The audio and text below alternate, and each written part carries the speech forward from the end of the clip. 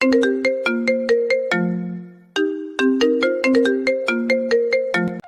তুমি এত কাছে আসতেছো কেন?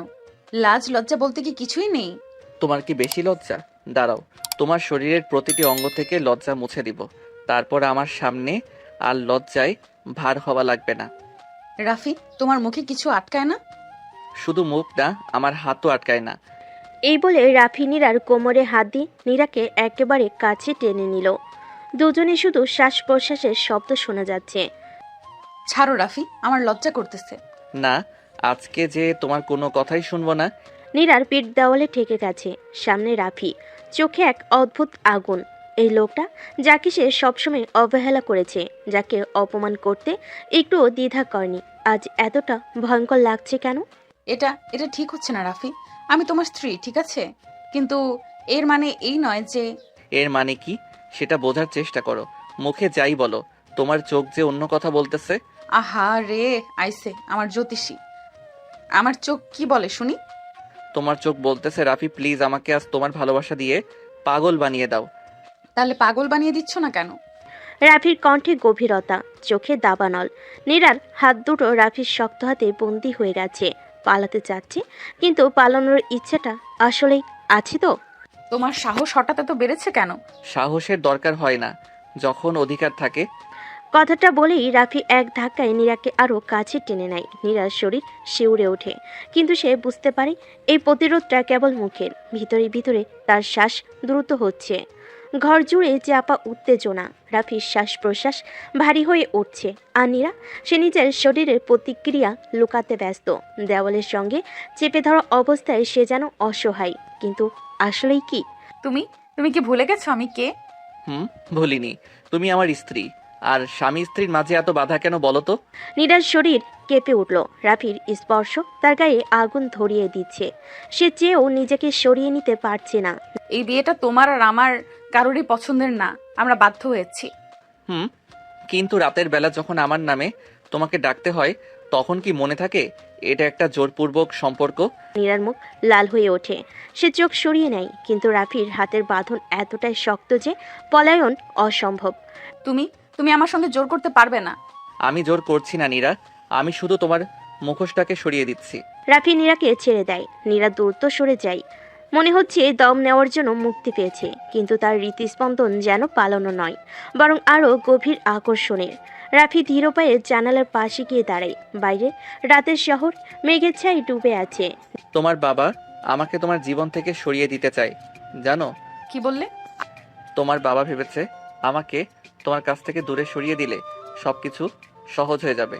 কিন্তু তুমি জানো কি, আমি এখন তোমার স্বামী, আর আমার থেকেও সহজে দূরে থাকা যাবে না। নীরা হতভম্ব। তার বাবা কি সত্যি এমন কিছু করতে পারে? যদিও সে জানে তার বাবা তাকে অন্য কারোর কাছ সাথে দেখতে চায়, কিন্তু তাই বলি আমার বাবা, সে কখনোই আমাকে বিপদে ফেলবে না। কখনোই। রাফির ঠোঁটের কোণে এক রহস্যময়ী হাসি খেলে যায়। পরদিন সকালে নীরা বাবার সঙ্গে দেখা করতে যায়। তার মনে অস্থিরতা, সন্দেহ আর কৌতূহল। তুমি এখানে কেন? বাবা, তুমি কি রাফিকে আমার জীবন থেকে সরিয়ে দিতে চাও? তোমার জায়গা ওর পাশে নয় রিনা, তুমি এটা বুঝতে পারছো না, ও তোমার যোগ্য নয়। কিন্তু বাবা, তুমি এমন কিছু করতেছো না তো? যাও ওকে। তুমি এসব প্রশ্ন কবে থেকে করতে শিখলে রিনা? তুমি কি ওর প্রতি দুর্বল হয়ে গেছো? নীরার শরীর কেঁপে ওঠে। বাবা সত্যি কিছু করেছেন? তাহলে কি রাফি ঠিকই বলেছিল? তার সবচেয়ে বড় প্রশ্ন, সে কি সত্যিই রাফির প্রতি দুর্বল হয়ে পড়েছে? নীরা বাবার চোখের দিকে তাকিয়ে বুঝতে পারছিল এখানে কিছু একটা আছে যা সে জানে না। আমি যা করেছি তোমার ভালোর জন্য করেছি রিনা। তুমি কি সত্যি ওর মতো একটা ছেলের সঙ্গে জীবন কাটাতে চাও? বাবা, আমি জানি না, কিন্তু তোমার এই গোপন পরিকল্পনা আমাকে ভয় পাইয়ে দিচ্ছে। তুমি কি রাফিকে কিছু করতে যাচ্ছ? তোমার চিন্তা করার দরকার নেই। আমি শুধু চিন্তা করতে চাই তুমি তোমার ভবিষ্যৎ নষ্ট করছো না। তুমি কি আমার সিদ্ধান্তকে সম্মান করতে পারো না? তুমি যদি নিজের ভালো বুঝো তাহলে তোমার সিদ্ধান্তের দিকে তাকাও। নীরা বাবার মুখের দিকে তাকিয়ে বুঝে গেল রাফির জন্য বিপদ অপেক্ষা করছে। গভীর রাত, নীরা নিজের রুমে অস্থিরভাবে পায়চারি করছিল।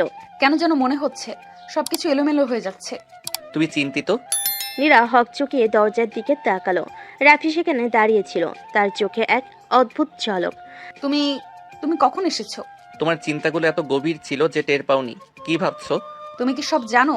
হয়তো। তুমি কি জানতে চাও আমি কি করব? তুমি আমার বাবার বিরুদ্ধে কিছু করতে চাও? না, আমি শুধু তোমাকে তোমার নিজের অনুভূতির মুখোমুখি করতে চাই। আমার কোনো অনুভূতি নেই। রাফি ঠোঁটে এক রহস্যময় হাসি ফুটে উঠল। এক মুহূর্তে সব বদলে গেল। রাফি এক ধাক্কায় নীরাকে দেওয়ালের দিকে ঠেলে ধরল। তুমি তুমি সবসময় আমার ব্যক্তিগত জায়গায় আসো কেন? কারণ আমি জানি তুমি চাইলেও আমাকে দূরে সরিয়ে দিতে পারবে না। নীরার শ্বাস দ্রুত হয়ে উঠল, শরীর হালকা কাঁপছিল। তুমি নিজেকে নিয়ে এত আত্মবিশ্বাসী কেন? কারণ আমি তোমার চোখের ভাষা বুঝি। আমি ঘুমাতে যাচ্ছি। সত্যি? নীরা নিজেকে ছাড়িয়ে নিতে চাইলেও পারছিল না। রাফির স্পর্শ যেন তাকে শীতল আগুনে পুড়িয়ে দিচ্ছে। নীরা ঘুমাতে চেষ্টা করছিল, কিন্তু মাথায় ঘুরপাক খাচ্ছিল বাবার কথা, রাফির স্পর্শ আর নিজের ভিতরের এক অজানা অনুভূতি। হঠাৎ ফোনটা ভাইব্রেশন করলো। কে আবার এত রাতে? নিচে এসো, দরকারি কথা আছে। এখন? হ্যাঁ, আমি অপেক্ষা করছি। হঠাৎ ফোনটা ভাইব্রেট করলো। নীরা জানালার পর্দা সরিয়ে দেখল রাফি নিচে দাঁড়িয়ে আছে। চোখে সে চিরচেনা তীক্ষ্ণ দৃষ্টি। মনে হলো কোনো একটা বড় কিছু ঘটতে চলেছে। নীরা ধীরে ধীরে নিচে নামলো। আশপাশটা নিস্তব্ধ। রাফি গাড়ির পাশে দাঁড়িয়ে, ঠোঁটের কোণে এক অজানা হাসি। তোমার বাবা কি পরিকল্পনা করছে সেটা কি তুমি জানো? মানে তুমি কি বলতে চাচ্ছ? তিনি আমাকে শেষ করতে চান। তোমার জন্য, আমার জন্য এটা মোটেও ভালো কিছু নয়। না বাবা, এমন করবেন না। তাহলে বিশ্বাস করো, আমি যদি বাঁচতে চাই তাহলে আমারও কিছু করতে হবে। তুমি কি বাবার বিরুদ্ধে কিছু করবে? আমি শুধু চাই তুমি জানো আমি তোমাকে ভালোবাসি, কিন্তু নিজের অস্তিত্ব রক্ষার জন্য আমি কিছুই ছেড়ে দেব না। রাফি চোখের ধরনের প্রতিজ্ঞা ছিল। নীরা বিভ্রান্ত হয়ে গেল। সে কি সত্যি এমন ভালোবাসায় জড়িয়েছে যার শেষ অন্ধকার? তুমি কেন এমন করছো? আমি কি তোমার কাছে কেবল একটা চ্যালেঞ্জ? তুমি নিজেই জানো আমি তোমাকে কিভাবে দেখি। তুমি আমার জীবন নিয়ে খেলছো রাফি। তাহলে থামাও, আমাকে সরিয়ে দাও। নীরা পারল না। রাফি তীব্র দৃষ্টি, তার উষ্ণ নিঃশ্বাস, সে যেন নিজেকে হারিয়ে ফেলছে। তুমি চাইলেও আমাকে অস্বীকার করতে পারবে না নীরা। তুমি একটা পাগল। পাগল? তবে শুধু তোমার জন্য। রাত আরও গভীর হয়ে আসছিল, কিন্তু এই দুই হৃদয়ের মধ্যে তীব্র উত্তেজনা ধীরে ধীরে বিস্ফোরণের অপেক্ষায়। রাতে সেই ঘটনাগুলো এখনও নীরার মাথায় ঘুরপাক খাচ্ছিল। রাফির চোখের ভাষা, তার স্পর্শ, সেই উত্তাপ, সব যেন তাকে আরও বেশি অস্থির করে তুলছিল। সকালে ডাইনিং টেবিলে বসেছিল, কিন্তু খেতে ইচ্ছে করছিল না। কি হয়েছে মা, ঠিকমতো খাচ্ছ না কেন? মনে হচ্ছে ক্লান্ত লাগছে। আজকে পার্টির জন্য তৈরি থেকো। তোমার বাগদানের ঘোষণা দেওয়া হবে। কি? আমি কিছুই জানতাম না। তোমাকে জানানোর প্রয়োজন ছিল না। তুমি যা চাও সেটা নয়, আমরা যা চাই সেটাই হবে। নীরা বুঝতে পারছিল এটা রাফির জন্য একটা পরিষ্কার হুঁশিয়ারি, কিন্তু তার নিজের মন বলছে। বিকেলের দিকে নীরা গাড়ি নিয়ে বের হলো। সে জানতো রাফি কোথায় থাকতে পারে। তাকে দেখতে পেল একটি পুরানো গোদামের কাছে, যেখানে সে দাঁড়িয়েছিল অন্যরকম এক অন্ধকার ভাব নিয়ে। তুমি জানো বাবা কি করেছে? আমি জানি, তোমাকে বিক্রি করে দিচ্ছে, তাই না? এই বিয়ে আমার ইচ্ছার বিরুদ্ধে। তুমি কি চাও? আমি জানি না। তুমি জানো না, নাকি সত্যিটা বলতে ভয় পাচ্ছ? রাফি প্লিজ, এভাবে আমাকে বাধ্য করো না। বাধ্য? আমি তোমার চোখের ভাষা পড়তে পারি নীরা। তুমি নিজেকেও মিথ্যে বলছো। নীরা চোখ বন্ধ করলো। রাফি দেহের উত্তাপ যেন তার সমস্ত প্রতিরোধ গলিয়ে দিচ্ছে। সে কি সত্যি তার বাবার সিদ্ধান্ত মেনে নেবে, নাকি? তুমি চাও আমি কি করি? তুমি নিজেই জানো নীরা। রাফি আরো কাছে এলো। নীরার হাত নিজের হাতে চেপে ধরল। তার নিঃশ্বাস এক দহনের দহন, যেন অপেক্ষা করছিল এই মুহূর্তটার জন্য।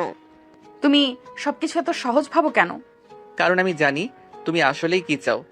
আর কোনো কথা না বলে রাফি নীরাকে নিজের আরো কাছে টেনে আনলো। উত্তেজনার সীমানা পেরিয়ে যাচ্ছিল দুজনেরই। সন্ধ্যা হয়ে এসেছে। পুরো বাড়ি সাজানো হয়েছে ঝলমলে আলোয়। সবাই জানে আজ এক বিশেষ ঘোষণা আসবে, কিন্তু নীরা জানে এই ঘোষণা তার জীবনের সবচেয়ে বড় দুঃস্বপ্ন হতে যাচ্ছে। সবাইকে ধন্যবাদ আজকের এই আনন্দ ঘন সন্ধ্যায় আসার জন্য। আজকে আমি আমার মেয়ের বাগদান ঘোষণা করতে যাচ্ছি। অতিথিদের মধ্যে কৌতূহল উচ্ছ্বাস, কিন্তু নীরার মনে যেন ঝড় উঠেছে। সে আমি একটু আসছি। দ্রুত বেলকনিতে বেরিয়ে এলো, কিন্তু হঠাৎ তার সামনে হাজির হলো সে ব্যক্তি যাকে সে এক মুহূর্তের জন্য ভুলতে পারেনি। তুমি এখানে কি করছো? তুমি কি করছো সেটা বরং বলো। বিয়ের পুতুল সাজার জন্য প্রস্তুত? এইটা আমার বাবা চায়। আমি পারবো না তাদের বিরুদ্ধে যেতে। তাহলে শোনো, তোমার বাবা আমাকে শেষ করতে চায়, আর আমি চুপ করে থাকবো না। রাফির চোখে বিদ্রোহের আগুন, কিন্তু তার হাতে যখন নীরার কোমর চেপে ধরল, তখন সেটা ছিল আকাঙ্ক্ষার দাবানল। রাফি এটা পার্টি প্লিজ। তাহলে থামাও আমাকে। যদি সত্যি বিয়ে করতে চাও তবে একবার আমাকে সরিয়ে দাও। কিন্তু নীরার হাত কাঁপছিল, সে পারল না, এক চুলও সরতে পারল না। তুমি আমার উত্তর দিয়ে দিলে। তুমি আমার সাথে কি করতে চাও? তোমাকে মনে করিয়ে দিতে চাই আমি তোমার সবকিছু। রাফি এক ধাক্কায় তাকে দেওয়ালে চেপে ধরল। বাইরের অতিথিরা ভেতরে এক অগ্নি স্ফুলিঙ্গ তৈরি হতে যাচ্ছে। আমরা ধরা পড়ে যাব। তাহলে আমাকে ছেড়ে দাও। নীরা পারল না, তার হাত, তার শরীর, তার মন সবই রাফির নিমন্ত্রণে চলে গেছে। ঠিক সেই মুহূর্তে দরজার বাইরে কারোর পায়ের শব্দ। রাফি, কেউ আসছে। আমি ভয় পাই না নীরা। দরজা খুলে গেল। বাইরে দাঁড়িয়ে নীরার বাগদত্তা তাহসান, তার চোখে এক অদ্ভুত দৃষ্টি। আমি বুঝতেই পারছিলাম কিছু একটা হচ্ছে। তাহলে আমার বাগদত্তা একটা অপরাধী বাহুতে কি করছে? সে যদি আমার বাহুতে থাকে তাহলে বুঝতে হবে সে নিজেই চেয়েছে। চারপাশের বাতাস থমকে গেল। এবার যুদ্ধ শুরু হবে। নীরার বাগদত্তা তাহসানের সামনে রাফি বুক চিতিয়ে দাঁড়িয়েছিল, যেন চ্যালেঞ্জ ছুড়ে দিচ্ছে। নীরার হাত তখনও রাফির বাহু স্পর্শ অনুভব করছিল, কিন্তু তার মন ছিল আতঙ্কে ভরা। তুমি খুব সাহসী রাফি। জানো তো আমার সঙ্গে প্রতিযোগিতা করাটা তোমার জন্য কতটা বিপজ্জনক? আমি প্রতিযোগিতা করি না, যা আমার তা নিজেই নিয়ে নেই। তাহসান, এটা তেমন কিছু নয়। তোমাকে জোর করা হয়েছে নাকি তুমি নিজেই চাইছিলে? নীরা কোনো উত্তর দিতে পারল না। তার চোখে দ্বিধা দেখে তাহসান হেসে উঠল। বুঝতে পেরেছি। আমি এমন একটা মেয়ে চাই না যে নিজের ইচ্ছেই অন্য পুরুষের বাহুতে যায়। তাহলে ভালোই হলো, তোমার জন্য সময় নষ্ট করতে হবে না। তাহসান এবার রাগে থরথর করে কাঁপছিল। সে একটা ঘুষি মারতে যাচ্ছিল, কিন্তু রাফি তার হাত চেপে ধরে শক্ত করে মুচড়ে দিল। তুমি এটা করে ভুল করেছো রাফি। আমি যা করি সব হিসেব করেই করি। নীরা দেখলো আশেপাশের অনেকেই এদিকে তাকিয়ে আছে। সে জানতো এই মুহূর্তে কিছু একটা না করলে পরিস্থিতি হাতের বাইরে চলে যাবে। তাহসান, এটা ভুল বোঝাবুঝি। চলো, এখানে দাঁড়িয়ে থেকে লাভ নেই। তুমি কি সত্যি চাও আমি এখান থেকে চলে যাই? এটা আমাদের জন্য ভালো হবে। রাফি নিজের চোখের গভীরতা বুঝতে চেষ্টা করলো। তারপর সে আস্তে আস্তে পিছু হটলো, কিন্তু যার আগে তাহসানের দিকে তাকিয়ে বলল, তোমার মতো কাপুরুষের হাতে নীরা কখনো সুখী হবে না। আমার পাল্টা চালের জন্য অপেক্ষা করো রাফি। এই চ্যালেঞ্জের আগুন নেভার কোনো সুযোগ ছিল না। গভীর রাতে নীরার ঘরে জানালার কাছে টোকা পড়ল। তার বুক ধরফর করে উঠল, কারণ সে জানতো এটা কি হতে পারে। তুমি এখানে কেন? আমি কি তোমার সাথে দেখা করতে পারবো না? তুমি জানো না বাবা যদি জানতে পারে? তোমার ভয়টা বেশি নাকি আমার স্পর্শের আকাঙ্ক্ষা? নীরা কথা বলার আগে রাফি তার কোমরে হাত রাখলো। সিদ্ধারা দিয়ে যেন বিদ্যুৎ খেলে গেল। রাফি, এটা ঠিক না। তাহলে ঠেকাও আমাকে। কিন্তু নীরার শরীরের প্রতিটি কোষ জানত সেই স্পর্শ চাইছিল। রাফির হাত যখন ধীরে ধীরে উপরে উঠল, তার নিঃশ্বাস দ্রুত হয়ে উঠল।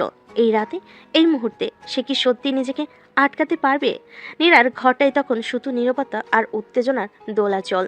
রাফির আঙ্গুলের স্পর্শে যেন আগুন জ্বালিয়ে দিচ্ছে তার শরীরে, কিন্তু সে জানে এবার হারিয়ে গেলে আর ফেরা সম্ভব না। রাফি, এটা ঠিক না। আমি ঠিক ভুল বুঝি না নীরা, আমি শুধু তোমাকে চাই। তুমি কি আমাকে চাও না? নীরা চোখ বন্ধ করলো, যেন নিজের ভেতরে যুদ্ধটাকে শেষবারের মতো সামলানোর চেষ্টা করছে। কিন্তু রাফির হাত যখন তার ঘাড় বেয়ে নিচে নামলো, তখন সে জানলো আর সম্ভব না। তুমি আমার জীবন ধ্বংস করে দেবে রাফি। আমি তোমার জীবন হব, ধ্বংস নয়। রাফির ঠোঁট যখন নীরার ঘাড় ছুঁল, তখন সে আর নিজেকে ধরে রাখতে পারল না। কিন্তু হঠাৎ দরজার বাইরে পায়ের শব্দ। কেউ আসছে। আমি ভয় পাই না।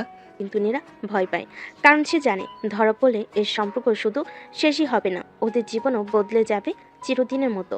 অন্যদিকে নীরার বাবা ফজলে করিম তখন নিজের ঘরে বসে গ্লাসের মধ্যে ড্রিঙ্ক ঢালছিলেন। তার চোখে ছিল অগ্নিময়, কারণ আজ সে সব জানতে পেরেছে। রাফি মানে সে পথের কুকুরটা? যদি আমার মেয়ের সামনে আসে তাকে শেষ করে দেব। ও আসবেই, কারণ নীরার শরীর ওর আসক্তি হয়ে গেছে। তাহলে ফাঁদ পাততে হবে। তাহসান আর ফজলে করিম একে অপরের দিকে তাকালো। রাফির জন্য ভয়ঙ্কর কিছু অপেক্ষা করছিল। নীরা জানতো এই মুহূর্তে রাফিকে যেতে হবে, কিন্তু রাফি যাওয়ার আগে তার চোখের দিকে তাকিয়ে বলল, তুমি যদি সত্যি আমাকে চাও তাহলে একদিন নিজে এসে আমাকে খুঁজবে। তুমি চলে যাও প্লিজ। রাফি এক পা পিছিয়ে নিল, তারপর জানালাতে লাফ দিয়ে অন্ধকারে মিলিয়ে গেল। কিন্তু সে জানতো এই রাত কিছু বদলে দিয়েছে। নীরাও জানতো সে যতই লুকাতে চায় ততই রাফির দিকে টান অনুভব করবে। রাত গভীর হলো, নীরার শরীর আর মন এখনো ঝড়ের মধ্যে ঘুরপাক খাচ্ছে। রাফির স্পর্শে সেই গরম অনুভূতি যেন তার চামড়ার নিচে গেঁথে আছে। না, এটা ঠিক নয়। আমাকে রাফিকে ভুলতেই হবে। কিন্তু সত্যি কি পারবে? অন্যদিকে রাফি নীরা, ও যতই আমাকে দূরে ঠেলতে চায়, আমি জানি নীরার ভেতরেও আগুন জ্বলছে। কিন্তু এখন আমার আরেকটা কাজ আছে। সেই কাজটা হলো ফজলে করিম আর তাহসানের ফাঁদে পা না দেওয়া। কিন্তু তারা যে খেলাটা শুরু করেছে সেখানে জিততে হলে রাফিকেও চাল দিতে হবে। নীরা পরের দিন অফিসে গেলে সেখানে তাহসান অপেক্ষা করছিল। তার মুখে মৃদু হাসি, কিন্তু চোখে এক অন্যরকম ছায়া। কাল রাতে কোথায় ছিলে? মানে? আমি জানি তুমি রাফির সাথে ছিলে। এটা নতুন কিছু না, কিন্তু তুমি জানো তো ও একটা নষ্ট ছেলে। ওর নামে আর একটা বাজে কথা বললে আমি চলে যাব। তাহসান, তাহসান এবার হাসতে লাগলো, যেন নীরার রাগে সে উপভোগ করছে। তারপর সে ধীরে ধীরে এগিয়ে এলো, এতটাই কাছে যে নীরা তার নিঃশ্বাস পর্যন্ত টের পেল। তোমাকে একটা প্রস্তাব দিতে এসেছি নীরা। কি প্রস্তাব? রাফিকে ভুলে যাও, আর তুমি যা চাইবে তাই পাবে। আমি তোমার পয়সার লোভ করিনি তাহসান। ও, তাহলে তুমি শুধু রাফির শরীরে লোভ করো? মুহূর্তের মধ্যে নীরার হাত উঠে গেল আর জোরে একটা চর বসিয়ে দিল তাহসানের গালে। পুরো অফিস স্তব্ধ হয়ে গেল। তোমার মুখ সামলাও। ঠিক আছে নীরা, এখনো সময় আছে, না হলে আমি এমন কিছু করব যে তুমি নিজেই কাঁদতে থাকবে। অন্যদিকে রাফি তখন গোপনে খোঁজ নিচ্ছিল তাহসান আর ফজলে করিম কি পরিকল্পনা করছে। তার লোকেরা রিপোর্ট দিল। বস, তাহসান তোমার নামে পুলিশের কাছে অভিযোগ করেছে। ওরা বলেছে তুমি ওর বাগদত্তাকে ফুসলানোর চেষ্টা করছো। বেশ, তাহলে এবার আমিও খেলবো। রাফির চোখে ছিল এক শীতল ঝলক। নীরাকে কেউ তার থেকে ছিনিয়ে নিতে পারবে না। সে তাহসানকে এমন শাস্তি দেবে যা সে কোনোদিন ভুলতে পারবে না। রাত গভীর, কিন্তু রাফির চোখে এক বিন্দু ঘুম নেই। সে জানে এখন যদি সে এক পাও ভুল করে তবে নীরাকে চিরদিনের মতো হারাতে হবে। বস, আমরা খোঁজ নিয়েছি। তাহসান শুধু পুলিশ নয়, কিছু গুন্ডাও লাগিয়েছে আপনাকে মারার জন্য। গুন্ডা? তাহসান কি ভেবেছে আমি এখনো সেই গরিব ছেলেটা? ওর ভুল ভাঙানোর সময় এসেছে। রাফি ফোন বের করলো, তারপর কারো একটা নাম্বারে কল দিল। ওদের সবাইকে শেষ করে দাও, কিন্তু তাহসানকে আমার জন্য রেখে দিও। ওর জন্য আমার নিজস্ব প্ল্যান আছে। রাফির ঠোঁটের কোণে এক চিলতে ভয়ঙ্কর হাসি ফুটে উঠল। পরের দিন রাত, নীরা একা নিজের ঘরে বসে আছে, কিন্তু তার মাথায় শুধু একটাই নাম, রাফি। না, আমি আর ওর কথা ভাববো না। কিন্তু ওর শরীর তো মনের কথা শোনে না। তার চামড়ায় এখনো রাফির স্পর্শে দাগ লেগে আছে। রাফির শ্বাসের উত্তাপ যেন এখনো তার গলায় ঘুরে বেড়াচ্ছে। হঠাৎ জানালার পাশে একটা ছায়া। কে? তুমি কি সত্যি আমাকে ভুলে যেতে পারবে নীরা? নিরাশুরি কেঁপে উঠল। সে জানতো রাফিকে তার কাছ থেকে দূরে রাখা সম্ভব না। রাফি ধীরে ধীরে এগিয়ে এলো। নীরা চেয়ারে বসা, আর রাফি তার সামনে হাঁটু গেড়ে বসলো। আমাকে একবার বলো নীরা, আমি চলে যাব।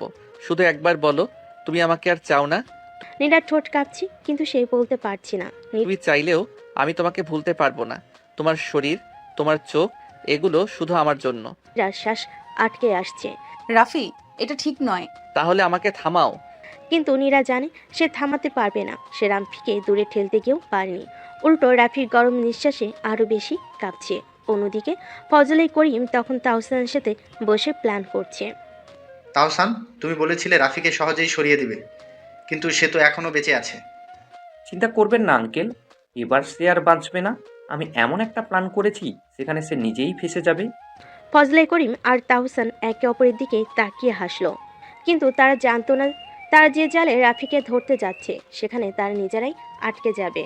নীরার শরীরের প্রতিটা শিরা উপশিরে উত্তেজনার স্রোত বয়ে চলছে, কিন্তু সে নিজেকে বোঝানোর চেষ্টা করছে এটা ঠিক নয়। কিন্তু রাফির চোখে সেই গভীর দৃষ্টি, তার উষ্ণ নিঃশ্বাস, সবকিছু মিলিয়ে সে যেন নিজের নিয়ন্ত্রণ হারিয়ে ফেলছে। তুমি বললেই চলে যাব নীরা, কিন্তু সত্যিটা বলো, আমাকে কি তুমি সত্যিই দূরে ঠেলে দিতে পারবে? রাফি, এটা ভুল। ভুল? তাহলে তোমার শরীর কেন কাঁপছে? তোমার নিঃশ্বাস কেন এত দ্রুত হচ্ছে? নীরা মুখ ফিরিয়ে নিল, কিন্তু রাফি ধীরে ধীরে তার চিবুক ধরে নিজের দিকে ফিরিয়ে নিল। তুমি আমার নীরা, এটা যত তাড়াতাড়ি মেনে নেবে ততই ভালো হবে। কিন্তু আমাদের সামাজিক পার্থক্য, আমার পরিবার। তাহলে কি তুমি তোমার সুখের চেয়ে সমাজের কথা ভাববে? নীরা এবার আর কোনো কথা বলল না। সে শুধু অনুভব করলো রাফির হাতের ছোঁয়া তার শরীর যেন আগুন হয়ে উঠেছে। অন্যদিকে তাহসান তার প্ল্যানের প্রথম ধাপ শুরু করেছে। রাফির বিরুদ্ধে পুলিশের কাছে বড় অভিযোগ করেছে সে। তাহসান সাহেব, আমরা আপনার অভিযোগ পেয়েছি। রাফিকে খুঁজে বের করা হবে। জানি অফিসার, ও এবার আর পালাতে পারবে না। কিন্তু তাহসান জানতো না রাফি কোনো সাধারণ ছেলে নয়। রাফি যখন নীরার ঘর থেকে বের হলো তখন সে খবর পেল পুলিশ তাকে খুঁজছে। বস, আমরা কি করব? পুলিশ একদম আমাদের পেছনে লেগেছে। পুলিশ আমার জন্য নয়, আমাকে ফাঁসানোর জন্য পাঠানো হয়েছে। আর আমি ঠিক করেছি, এবার আমি ফাঁদেই ঢুকবো, কিন্তু খেলাটা আমার নিয়মে চলবে। রাফির চোখ ঝলসে উঠল প্রতিশোধের আগুন। রাত গভীর, রাফি জানে পুলিশ তার জন্য অপেক্ষা করছে। সে নীরার বাসা থেকে বের হতেই কয়েকটা গাড়ির হেডলাইট জ্বলে উঠল। রাফি, তুমি ধরা পড়ে গেছো। হাতে মাথা রেখে হাঁটু গেড়ে বসো। রাফি ধীরে ধীরে দাঁড়ালো, মুখে এক অন্যরকম রহস্যময় হাসি। তাহসান বড্ড তাড়াহুড়ো করেছে। তোমার খেলা শেষ। ঠিক তখনই দূরে একটা বিশাল বিস্ফোরণ। পুলিশের গাড়িগুলো এক মুহূর্তের জন্য কেঁপে উঠল। এই সুযোগে রাফি দ্রুত পাশের গলির অন্ধকারে মিশে গেল। ও পালালো কিভাবে? আমি তোমাদের টাকা দিলাম কেন তাহলে? স্যার, এটা একটা সেটআপ ছিল। রাফি আমাদের থেকেও এক ধাপ এগিয়ে। তাহসানের চোয়াল শক্ত হয়ে গেল। সে জানে এবার রাফি শুধু প্রতিশোধ নেবে না, ওর ধ্বংস নিশ্চিত করবে। নীরা জানালার পাশে দাঁড়িয়ে আছে। সে দেখছে রাফিকে ধরতে গিয়ে পুলিশ ব্যর্থ হলো, কিন্তু তার মনে ভেতরে একটা ভয় ঘুরপাক খাচ্ছে। রাফি কি সত্যি বিপদে? আমি জানি না সুমাইয়া, কিন্তু ওর জন্য আমার হৃদয়টা কেমন যেন কাঁপে। নীরা, তুমি কি সত্যি রাফিকে ভালোবেসে ফেলেছো? আমি জানি না সুমাইয়া, কিন্তু ওর জন্য আমার হৃদয়টা কেমন যেন কাঁপে। তাহলে সাবধান থাকো, কারণ রাফির সাথে থাকলে ঝড় আসবে। নীরা জানে ঝড় আসবে, কিন্তু সে কি তাতে ভেসে যাবে নাকি রাফির হাত ধরে বাঁচবে? শহরের এক নির্জন জায়গায় রাফি তার লোকজন নিয়ে বসে আছে। সামনে একটা মানচিত্র রাখা। তাহসানকে একটা শিক্ষা দিতে হবে। ও ভেবেছে আমি পালিয়ে যাব, এবার খেলা আমিই চালাবো। বস, আমরা প্রস্তুত, শুধু আপনার সিগন্যালে। তাহলে কাল রাতেই তাহসানের রাজত্ব কেঁপে উঠবে। রাফি চোখের আগুন এবার ধ্বংসের বার্তা দিচ্ছে। সামনে যা আসবে পুরো ছাই হয়ে যাবে। রাত গভীর, শহরের ব্যস্ত রাস্তাগুলো তখন শান্ত, কিন্তু তাহসানের অফিসের চারপাশে একটা ভিন্ন উত্তেজনা। তার দেহ রক্ষীরা সবসময় তৎপর, কারণ রাফির পাল্টা আঘাত যে কোনো সময় আসতে পারে। আমি এত টাকা খরচ করলাম, এত প্ল্যান করলাম, তবুও রাফিকে ধরতে পারলাম না। স্যার, রাফি খুব চালাক। সে আমাদের প্রত্যেকটা চাল আগে থেকেই ধরে ফেলেছে। তাহলে এবার তার হৃদয়ের জায়গায় আঘাত হানতে হবে। তাহসান টেবিলে রাখা একটা ছবি তুলল। ছবিতে নীরা। নীরা নিজের ঘরে বসে রাফির কথা ভাবছিল। সে জানে রাফির জীবন তার কারণে আরো বিপদে পড়েছে। হঠাৎ ফোনটা বেজে উঠল। অপরিচিত number. Hello, good evening Ira, আমি তাহসান বলছি। আপনি আমাকে কেন ফোন করেছেন? কারণ তুমি আমার কাজের জন্য প্রয়োজনীয়। তুমি যদি চাও রাফি বেঁচে থাকে, তাহলে কাল রাত 8টায় আমার রেস্টুরেন্টে চলে আসবে একা। নীরার বুকের ধুকপুকানি বেড়ে গেল। সে জানে এটা একটা ফাঁদ, কিন্তু সে রাফিকে বাঁচাতে যাবে। অন্যদিকে রাফি তার প্ল্যানের শেষ প্রস্তুতি নিচ্ছে। তাহসানের অবৈধ ব্যবসার মূল হেডকোয়ার্টার আজ রাতেই ধ্বংস হবে। বস, আমরা তৈরি, কিন্তু শুনলাম তাহসান নাকি নীরার পেছনে লেগেছে। তাহলে আমার প্রথম টার্গেট হবে তাহসান নয়, নীরাকে বাঁচানো। রাফি এবার আরো ভয়ঙ্কর হয়ে উঠল। তাহসান ভেবেছিল সে রাফির দুর্বল জায়গায় আঘাত করেছে, কিন্তু সে জানে না রাফি যখন ভালোবাসে তখন সে ধ্বংস করতে ভয় পায় না। নীরা জানে তাহসানের ডাকে যাওয়া মানে নিজের জীবন ঝুঁকিতে ফেলা, কিন্তু সে যদি না যায় তাহলে রাফি আরো বিপদে পড়বে। এই দ্বিধা নিয়ে সে রাত 8টার দিকে রেস্টুরেন্টের দিকে রওনা দিল। বাহ নীরা, তুমি সময় মতো এসেছো। সত্যি বলতে আমি ভাবিনি তুমি এত সহজে ধরা দেবে। আমি এখানে এসেছি শুধু রাফিকে নিয়ে কথা বলতে। ও, তুমি এখনো বুঝতে পারোনি তাই না? রাফিকে আমি 1 সেকেন্ডেও শেষ করতে পারি, কিন্তু আমার আসল ইচ্ছে সেটা নয়। তাহলে তোমার আসল ইচ্ছে কি? তুমি। নীরার শরীর ঘিন ঘিন করে উঠল। তাহসানের চোখে একটা হিংস্র লালসা। সে দ্রুত একপাশে সরতে চাইল, কিন্তু তখনই দুজন দেহরক্ষী তাকে চেপে ধরল। তুমি একটা জানোয়ার, আমাকে ছেড়ে দাও। চিৎকার করে লাভ নেই ডার্লিং, এখানে কেউ তোমাকে সাহায্য করতে আসবে না। রাফির লোকজন খবর এনেছে নীরা বিপদে। সে সময় নষ্ট না করে সঙ্গে সঙ্গে রওনা দিল। বস, আমাদের হাতে খুব কম সময়। তাহসান ওকে কোনো ক্ষতি করে ফেলবে না তো? আমি থাকতে কেউ নীরাকে ছুতে পারবে না। রাফির বাইক দ্রুত গতিতে ছুটে চলো অন্ধকার রাস্তা ভেদ করে। তার চোখে ছিল একটাই প্রতিজ্ঞা, তাহসানের ধ্বংস। তাহসান নীরাকে শক্ত করে ধরে আছে, কিন্তু চোখে হঠাৎ আতঙ্ক ফুটে উঠল। স্যার, একটা সমস্যা হয়েছে। রাফি এখানে চলে এসেছে। কি? অসম্ভব। পরের মুহূর্তে দরজা ভেঙে ভিতরে ঢুকলো রাফি। তার চোখে আগুন, হাতে বন্দুক। হাত ছাড়ো। ও, তুমি এসে গেছো, কিন্তু তুমি একা, আর আমি পুরো ফোর্স নিয়ে বসে আছি। রাফি হাসলো, ঠান্ডা এক ভয়ঙ্কর হাসি। আমি কখনো একা যাই না তাহসান। পরের মুহূর্তেই জানালার কাজ ভেঙে পড়লো। চারিদিক থেকে রাফির লোকজন ঢুকে পড়লো রুমে। তোমরা সবাই এখানে কিভাবে এলে? খেলা শেষ তাহসান, এবার শিকারি কে তা বুঝতে পারছো তো? পরিবেশ থমথমে। রাফির চোখ রাগে জ্বলছে, বন্দুকের নিশানা সোজা তাহসানের কপালে। তার চারপাশে তার বিধ্বস্ত লোকজন, আর তাহসানের দেহরক্ষীরা আতঙ্কে জমে গেছে। তুমি কি ভেবেছো আমাকে এত সহজে শেষ করে ফেলবে? আমি কাউকে সহজে মারি না তাহসান, কিন্তু যারা আমার ভালোবাসার মানুষের দিকে হাত বাড়ায় তাদের জন্য আমার কোনো দয়া নেই। রাফি প্লিজ এক্ষুনি ওকে শেষ করো না। রাফির চোখে এক মুহূর্তের জন্য দ্বিধা দেখা গেল, আর ঠিক সেই সুযোগেই তাহসান তার কোমরের পিস্তল বের করে গুলি চালালো। গুলির শব্দে পুরো রেস্টুরেন্ট কেঁপে উঠল। রাফি দ্রুত পাশ কাটিয়ে গেল, কিন্তু তার কাঁধে একটা গুলি লেগে গেল। রাফি আমি ঠিক আছি। রাফি লোকেরা সঙ্গে সঙ্গে পাল্টা আক্রমণ চালালো, গুলি ছুটতে লাগলো, চারদিকে বিশৃঙ্খলা ছড়িয়ে পড়লো। তোমরা সবাই মারো ওদের। কিন্তু রাফির প্ল্যান আগে থেকেই প্রস্তুত ছিল। তার লোকেরা কয়েক মিনিটের মধ্যেই তাহসানের বেশিরভাগ দেহরক্ষীকে নিষ্ক্রিয় করে ফেল। এখনো সব শেষ হয়নি রাফি। বলে সে দ্রুত পিছনের দরজা দিয়ে পালানোর চেষ্টা করলো, কিন্তু রাফি তাকে সহজে ছাড়ার পাত্র নয়। তাহসান অন্ধকার গলির মধ্যে দৌড়াচ্ছে, কিন্তু হঠাৎই তার সামনে একজন দাঁড়িয়ে গেল। তাহসান, তুমি কি সত্যি ভেবেছিলে তুমি পালাতে পারবে? তুমি এত দ্রুত এখানে এলে কিভাবে? তুমি সব সময় আমাকে হেয় করেছো, কিন্তু এবার ভুল করেছো। আজকের রাতেই তোমার শেষ রাত। তাহসান বন্দুক তুলতে গেলে, কিন্তু রাফি তার আগেই ট্রিগার টিপে দিল। গুলির শব্দে রাতের নীরবতা চূর্ণ হলো, আর তাহসানের শরীর ধপ করে মাটিতে লুটিয়ে পড়ল। রাফি তুমি ঠিক আছো? আমি ঠিক আছি নীরা, এখন আমাদের কারো ভয় পাওয়ার কিছু নেই। তাহসানের রাজত্বের সমাপ্তি হলো, কিন্তু এই যুদ্ধে রাফি কি সত্যি জিতেছে, নাকি আরো বড় কোনো বিপদ অপেক্ষা করছে? তাহসান শেষ, তার রক্তাক্ত শরীর গলির অন্ধকারে পড়ে আছে, কিন্তু রাফির মনে অদ্ভুত একটা অস্বস্তি কাজ করছে। সবকিছু এত সহজে হয়ে গেল। তুমি ঠিক আছো তো? তোমার কাছ থেকে রক্ত পড়ছে। আমি ঠিক আছি নীরা, কিন্তু মনে হচ্ছে আমাদের আসল বিপদ এখনো আসেনি। ঠিক তখনই এক অজানা নাম্বার থেকে ফোন এলো। রাফি ফোন তুলতেই অপরিচিত একটা কণ্ঠস্বর ভেসে এলো। ফোন তাহসান, তো সেফ একটা পুতুল ছিল। রাফি, তুমি কি ভাবছো সেই তোমার সবচেয়ে বড় শত্রু ছিল? তুমি কে? সময় হলে জানতে পারবে, শ্যাডো কিং। কিন্তু মনে রাখো, তুমি যদি বাঁচতে চাও তবে তোমার সবচেয়ে কাছের মানুষটাকে রক্ষা করতে পারবে তো। ফোন কেটে গেল, আর রাফির চোখে ভয়ঙ্কর এক অগ্নিশিখা জ্বলে উঠল। পরের দিন সকালবেলা রাফি আর নীরা একসঙ্গে ব্রেকফাস্ট করছে। নীরা হাসি খুশি, কারণ তাহসান নামক দুঃস্বপ্ন শেষ হয়ে গেছে, কিন্তু রাফির মুখে চিন্তার ছাপ। তুমি এত চুপচাপ কেন? তাহসান শেষ, আমাদের তো এখন শান্তি পাওয়ার কথা। সবচেয়ে ভয়ঙ্কর যুদ্ধ তখনই আসে যখন আমরা ভাবি সব ঠিক হয়ে গেছে। তখনই রেস্তোরাঁ দরজা ভেঙে কয়েকজন বন্দুকধারী ঢুকে পড়ল। রাফি, এবার তোমার শেষ ঘনিয়ে এসেছে। ওরা কারা? রাফি ছটপট করে নীরার ধরে মাটিতে শুয়ে পড়ল, আর সাথে সাথে গুলির ঝড় শুরু হয়ে গেল। রাফি দ্রুত টেবিলের আড়ালে চলে গেল, বন্দুক বের করলো। তার সঙ্গে থাকা কয়েকজন দেহরক্ষী পাল্টা গুলি ছুটতে লাগলো। তোমরা কে?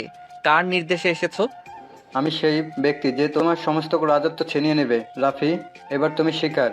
রাফি বুঝতে পারল তাহসান তো শুধু একটা চ্যাপ্টার ছিল, এখন তার সামনে দাঁড়িয়ে আছে নতুন এক ভয়ঙ্কর শত্রু, যে আরো দ্রুত, আরো নিষ্ঠুর। রেস্টুরেন্টের ভেতর গুলির ঝড় বয়ে যাচ্ছে। রাফি একের পর এক প্রতিপক্ষকে গুলি করছে, কিন্তু শত্রুরা যেন শেষ হতে চায় না। রাফি, আমরা এইভাবে বাঁচবো কিভাবে? আমি আছি নীরা, আমি তোমাকে কিছু হতে দেব না।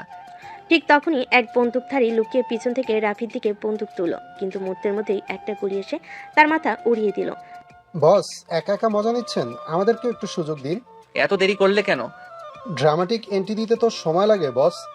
সালমান আত্মার দল রাফির পাশে এসে দাঁড়ালো। এবার পাল্টা আক্রমণে পালা। মাত্র কয়েক মিনিটের মধ্যে পরিস্থিতি বদলে গেল। রাফির লোকেরা পুরো এলাকা নিজেদের দখলে নিয়ে নিল।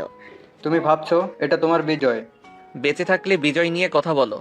রাফির সামনে এগিয়ে গেল, বন্দুকটা শত্রুর কপালে ঠেকালো। তুমি জানো না তুমি কাদের বিরুদ্ধে গিয়েছো? আমি শুধু জানি, কেউ যদি আমাকে শেষ করতে চায় তবে তাকে আমি আগে শেষ করব। টিকার টানা হলো, আর সেই লোকের দেহ নিতর হয়ে পড়ল। এবার সব শেষ?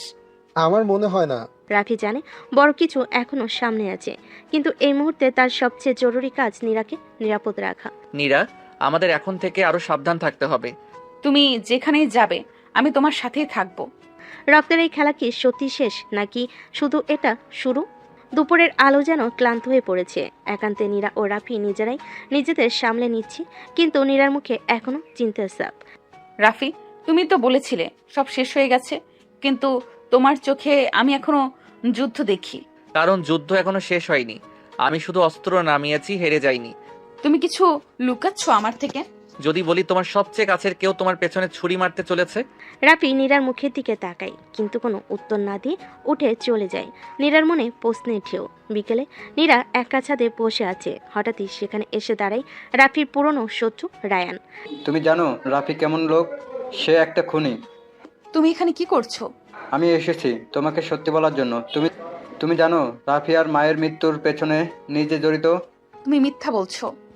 সে শুধু প্রতিশোধের জন্য তোমাকে ব্যবহার করেছে। একদিন তুমি নিজেই বুঝবে।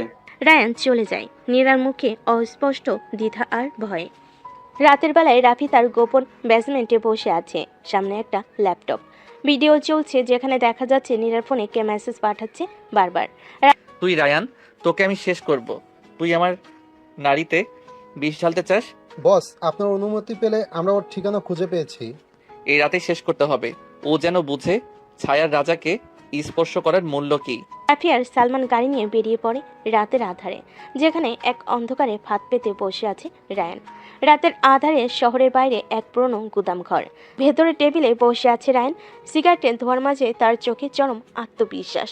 রাফি আসবেই, আর আজকে ওর লাশটা এখানেই পড়বে। সব লোক মোতায়েন করে দিয়েছি বস।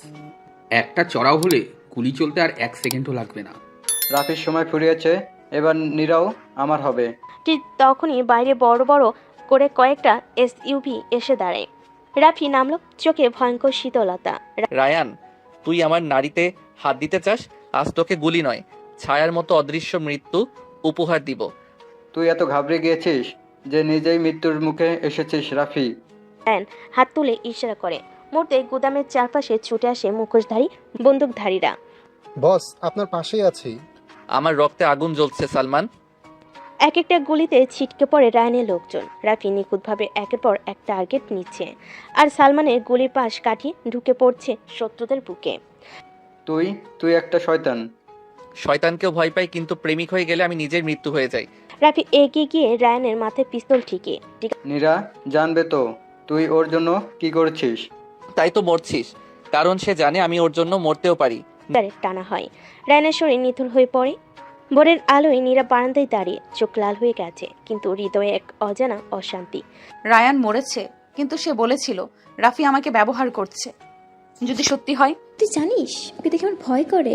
প্রেম করে যেন, কিন্তু প্রতিশোধের আগুনও জ্বলছে ওর ভেতর। আমি জানি আমি ভয় পাই, কিন্তু আমি ভালোবাসি, তাকে হারাতে পারবো না। কিন্তু প্রেম যখন ছায়ায় ঢাকে, তখন সত্য আর মিথ্যার মাঝখানে তৈরি হয় রক্তের নদী। সকালবেলা নীরা নিজের রুমে আয়নার সামনে বসে চুল আশ্রাচ্ছে, তখনই দরজার নিচ দিয়ে একটা বাদামি খাম ঢুকিয়ে যায় কেউ। এটা আবার কি? কোনো কুরিয়ার তো পাইনি। নীরা খাম খুলতেই এক পাতায় চিঠি, রাফির হাতে লেখা। নীরা, তুমি জানো না আমি কতটা নোংরা একটা জগৎ থেকে এসেছি। আমার চারপাশে রক্ত, বিশ্বাসঘাতকতা আর ধোঁকাবাজি। তোমার জায়গা সেখানে নেই। তোমার জন্য সব ছেড়ে আসতে চাই, কিন্তু ভয় হয় তুমি একদিন জানতে পারো আমি কে, কি করেছি। তুমি যদি কখনো চলে যেতে চাও আমি কিছু বলবো না, কিন্তু জেনে রাখো আমি শুধু তোমাকেই ভালোবেসেছি, একেবারে শেষ নিঃশ্বাস পর্যন্ত। রাফি, তুমি সত্যি এতটা ভাঙা? তুমি তো আমাকে একটিবারও বলনি কিছু। গভীর রাত, ছাদে একা বসে সিগারেট হাতে রাফি, চোখ তার আকাশের দিকে, মনে হচ্ছে ভেতরে আগুন জ্বলছে। বস, আপনি চিঠি দিয়ে আসলেন? আমি ভেবেছিলাম আপনি মুখোমুখি বলবেন। আমি ভয় পাই সালমান, ওর চোখের সামনে আমি নষ্ট হয়ে যাই। আমি চাই ও নিজে আমাকে বুঝুক, কিংবা আমাকে ছেড়ে দিক। আপনি জানেন নীরা ম্যাডাম যেভাবে আপনাকে ভালোবাসে, তাতে সে কখনো ছেড়ে যাবে না। ভালোবাসা কখনো কখনো মৃত্যুর থেকেও বেশি ভয়ঙ্কর ভাই। নীরা ঘুমাতে পারছে না, বিছানায় শুয়ে শুয়ে বারবার চিঠিটা পড়ছে। হঠাৎই রাফির নাম্বারে কল করে বসে। হ্যালো। তুমি চিঠি দিয়ে কেন পালিয়ে গেলে রাফি? কারণ তুমি অনেক বেশি ভালো নীরা। আমি চাই না তোমার সাদা মনটা আমার মতো কালো জীবনে হারিয়ে যাক। তুমি জানো আমি তোমার পাশে থাকলেই নিজেকে নিরাপদ মনে করি। তুমি যতই অন্ধকার হও, আমার ভালোবাসা তোমার আলো হতে চায়। তাহলে তুমি আজ আমার কাছে আসবে? আমি তো সবসময় তোমার, শুধু শরীর নয়, মন, আত্মা সবটুকু। নীরার কণ্ঠে কাঁপুনি ছিল, কিন্তু চোখে ছিল এক অসীম সাহস। প্রেম যখন ভয় পায় তখন সে সত্যের কাছে মাথা নত করে না, সে লড়াই করে, আঁকড়ে ধরে। সন্ধ্যার দিকে ধোঁয়ায় ঢাকা রাফি পূর্ণ ঘর। গেট খুলে সাদা শাড়ি পরে হেঁটে আসে নীরা, চোখে শান্তি, ঠোঁটে দৃঢ়তা। তুমি তুমি এভাবে এলে কেন? তুমি ভেবেছিলে আমি শুধু তোমার আলোতে থাকবো? না রাফি, আমি তোমার অন্ধকারও ভালোবাসি। তুমি জানো না আমি কার কার রক্তে হাত রাঙিয়েছি? আমি শয়তানদের দুনিয়ায় শয়তান হয়ে উঠেছিলাম।